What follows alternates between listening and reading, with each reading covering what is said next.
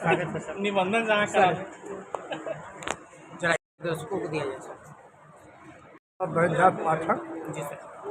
शिक्षक थे, जी सेवानिवृत्त हो गए। जी सर। लगभग 25 वर्ष हो गया सेवानिवृत्त का। जी सर। और लिखने पढ़ने से थोड़ा ज़्यादा शौक है। आदरणीय देवेश बाबू के साथ जब तक किए जाए तो एमएलसी थे, 2002 से 2023 तक इनके साथ बहस हो रहे। जी सर। अभी भी और एक इतने ज़बरदस्त सांसद है, फिर भी जो मेरी इज्जत करते हैं, हमको जो मान सम्मान देते हैं, मैं समझता हूँ कि शायद बहुत कम लोगों को मिलता हो।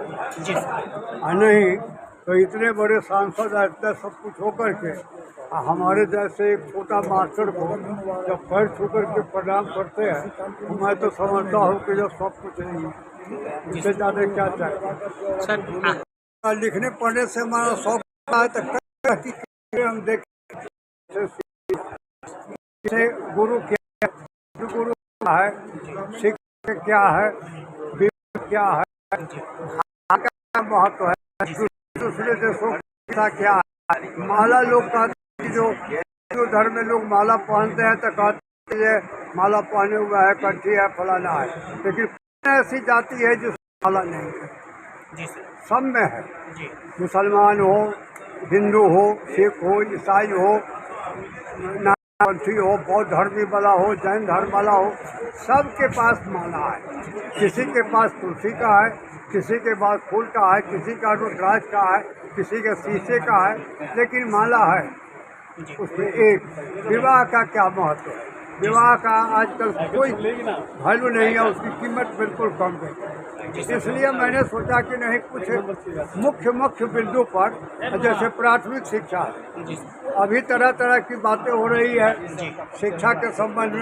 बात है कि कुछ ऐसे शिक्षक हैं जिनके चलते शिक्षक समाज बदनाम होता है, लेकिन जो पदाधिकारी ऊपर लोग हैं और जो लोग बात करते हैं पढ़ाई लिखाई के, वो लोग अगर मेरे सामने में बात करें तो मैं दावा करता हूं कि वो लोग अगर कुछ हमको पढ़ाएंगे तो मैं भी उनको कुछ पढ़ा दे सकता हूं। साधारण बात है, एक छोटी सी बात है कि वर्ण और अक्षर में क्या अंतर है, ये लोग नहीं बता पाते हैं। क्या अक्षर चीजें है कि वर्ण, अभी नदी का आवेदन आया शिक्षा, तो उसमें दूरी वर्ण लिखा हुआ तो कर लिए, यही गलत लिखे हुए हैं आपका ऐसे शिक्षक है।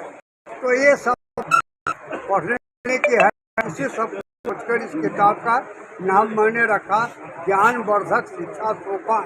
जी सर। और उसमें रामायण का ये चीज बताइए कि आपको ये किताब लिखने का प्रेरणा कहाँ से आया सर, और इस किताब लेखन के पीछे आपका उद्देश्य क्या छिपा हुआ है सर? इस किताब को लिखने के पीछे मेरा कोई आर्थिक लोभ नहीं है।